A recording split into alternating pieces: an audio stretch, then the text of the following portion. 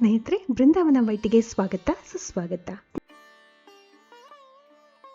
ಸ್ನೇಹಿತರೆ, ನಿಮ್ಗೆಲ್ಲ ಗೊತ್ತಿರೋ ಹಾಗೆ ಶನಿದೇವ ಮಹಾಶಿವನನ್ನೇ ಬಿಡ್ಲಿಲ್ವಂತೆ. ಅಂದ್ಮೇಲೆ ಮನುಷ್ಯನನ್ನ ಬಿಡ್ತಾನ? ಇಂತಹ ಶನಿದೇವನಿಗೆ ದೇವಾನುದೇವತೆಗಳೇ ಹೆದರ್ತಾ ಇದ್ರಂತೆ. ಆದ್ರೆ ಈ ಎರಡು ದೇವರುಗಳ ಜನ್ಮ ರಾಶಿಗೆ ಶನಿ ಪ್ರವೇಶ ಮಾಡಕ್ಕೆ ಆಗಿಲ್ವಂತೆ. ಹಾಗಾಗಿ ಈ ಎರಡು ದೇವರುಗಳನ್ನ ಆರಾಧಿಸಿದ್ರೆ ಶನಿ ದೋಷ ನಿವಾರಣೆ ಆಗತ್ತೆ ಅನ್ನೋ ನಂಬಿಕೆ ನಮ್ಮಲ್ಲಿರೋದು. ಶನಿ ದೋಷ ಇದ್ರೆ ಆಂಜನೇಯನ ಗುಡಿಗೆ ಹೋಗಿ ಆಂಜನೇಯನಿಗೆ ಪೂಜೆ ಸಲ್ಲಿಸಿ ಅವನ ಅನುಗ್ರಹ ದೊರೆತ್ರೆ ಶನಿ ದೋಷ ನಿವಾರಣೆ ಆಗತ್ತೆ ಅನ್ನೋದು ನಮ್ಮ ನಂಬಿಕೆ. ಇದು ನಿಮ್ಗೂ ಕೂಡ ಗೊತ್ತಿರೋದೆ. ಆದ್ರೆ ಇವತ್ ನಾನ್ ನಿಮ್ಗೆ ಹೇಳೋಕ್ ಹೊರಟಿರೋದು, ಪ್ರಥಮ ಪೂಜಿತ ಗಣಪತಿಯನ್ನ ಪೂಜಿಸೋದ್ರಿಂದ ಶನಿ ದೋಷ ನಿವಾರಣೆಯಾಗುತ್ತೆ ಅನ್ನೋ ನಂಬಿಕೆ ಕೂಡ ನಮ್ಮಲ್ಲಿದೆ. ಇದನ್ನ ಪುಷ್ಟೀಕರಿಸೋ ಕತೆ ಒಂದು ನಮ್ಮಲ್ಲಿದೆ. ಗಣಪತಿಯನ್ನ ಆರಾಧಿಸಿದ್ರೆ ಶನಿ ದೋಷ ನಿವಾರಣೆ ಆಗುತ್ತೆ ಅನ್ನೋದರ ಕುರಿತು ಇರೋ ಕತೆ ಏನು ಅನ್ನೋದನ್ನ ಈ ವಿಡಿಯೋದಲ್ಲಿ ತಿಳಿಸ್ತೀನಿ. ಅದಕ್ಕೂ ಮುನ್ನ ನೀವಿನ್ನು ನನ್ನ ಚಾನೆಲ್ ನ ಸಬ್ಸ್ಕ್ರೈಬ್ ಮಾಡದೆ ನೋಡ್ತಾ ಇದ್ರೆ ಸಬ್ಸ್ಕ್ರೈಬ್ ಮಾಡಿ, ಇನ್ನು ಹೆಚ್ಚಿನ ಇನ್ಫಾರ್ಮೇಟಿವ್ ವಿಷಯಗಳನ್ನ ನಿಮ್ ಜೊತೆ ಹಂಚಿಕೊಳ್ಳಕ್ಕೆ ನನ್ಗೆ ಸಪೋರ್ಟ್ ಮಾಡಿ. ವಿಡಿಯೋ ಇಷ್ಟ ಆದ್ರೆ ನಿಮ್ಮ ಸ್ನೇಹಿತರಿಗೆ ಶೇರ್ ಮಾಡಿ,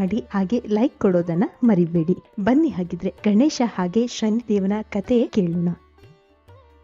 ಒಂದು ದಿನ ಪಾರ್ವತಿ ಸುತನಾದ ಗಣಪತಿ ವಾಯು ವಿಹಾರಕ್ಕೆ ಹೋಗ್ತಾ ಇದ್ನಂತೆ. ಹೀಗೆ ಹೋಗ್ತಾ ಇರುವಾಗ ಶನಿದೇವ ಎದುರಿಗೆ ಬರ್ತಾ ಇದ್ನಂತೆ. ಡೊಳ್ಳು ಹೊಟ್ಟೆ ಗಣೇಶನನ್ನ ನೋಡಿ ಅವನಿಗೆ ಸ್ವಲ್ಪ ಕೀಟ್ಲೆ ಮಾಡ್ಬೇಕು ಅಂತ ಅನ್ಸುತ್ತಂತೆ. ಅದಕ್ಕಾಗಿ ಶನಿದೇವ ಗಣೇಶನಿಗೆ ಎದುರಾಗಿ ಹೊರಡ್ತಾನಂತೆ. ಶನಿ ತನ್ನಡಿಗೆ ಬರೋದನ್ನ ನೋಡಿದ ತುಂಟ ಗಣೇಶ ತಾನು ಶನಿಗೆ ಸ್ವಲ್ಪ ಆಟ ಆಡಿಸ್ಬೇಕು ಅಂತ ಅನ್ಕೊಂಡ್ಬಿಡ್ತಾನೆ. ಶನಿಯಿಂದ ತಪ್ಪಿಸ್ಕೊಂಡು ಓಡತೊಡಗಿದ. ಶನಿಯು ಕೂಡ ಗಣೇಶನ ಹಿಂದೆ ಹಿಂದೆ ಓಡ್ತಾನೆ ಇದ್ದ. ದೊಡ್ಡ ಹೊಟ್ಟೆ ಗಣಪತಿಗೆ ಓಡಿ ಓಡಿ ಸುಸ್ತಾಗಿ ಶನಿಯಿಂದ ತಪ್ಪಿಸ್ಕೊಳ್ಳೋಕೆ ಒಂದು ಉಪಾಯ ಮಾಡ್ತಾನೆ.